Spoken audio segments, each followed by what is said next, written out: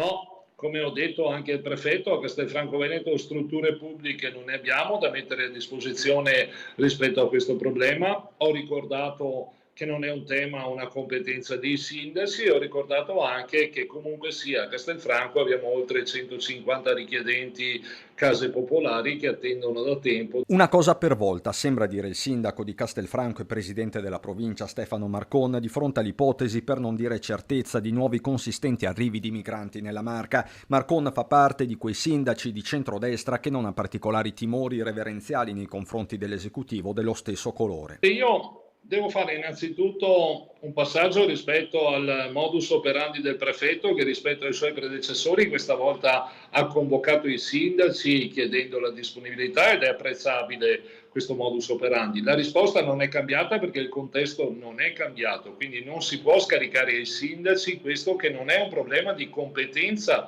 dei sindaci. Poco distante, a San Zenone degli Ezzelini, il copione si ripete. Qui il primo cittadino non è stato ancora contattato dalla prefettura, ma mette le mani avanti. Da parte del nostro comune attualmente non ci sono le condizioni, non c'è la possibilità di dare appunto la disponibilità all'accoglienza. Consideriamo che nell'ultimo periodo abbiamo avuto anche parecchi sfratti, e da parte nostra, specie da parte mia e degli uffici, è stato davvero difficile trovare anche delle collocazioni delle persone residenti nel nostro territorio. Tra l'altro alcune sono state sistemate in bed and breakfast. Insomma, proliferano i no nella Marca, con il capoluogo a guida leghista che non vuole rimanere con il cerino in mano. Non può diventare Treviso l'hub diffuso perché dobbiamo accogliere noi, perché abbiamo una caserma. Ecco, bisogna stare attenti che poi non scarichiamo su qualche comune, come succedeva in passato, questi mega hub e dire no, l'accoglienza diffusa però li mettiamo tutti a Treviso. No, perché altrimenti dopo i cittadini trevigiani dicono giustamente che non possono essere loro responsabili di una situazione generica. Un salvagente potrebbe arrivare dal terraglio, dal sindaco PD di Preganziol,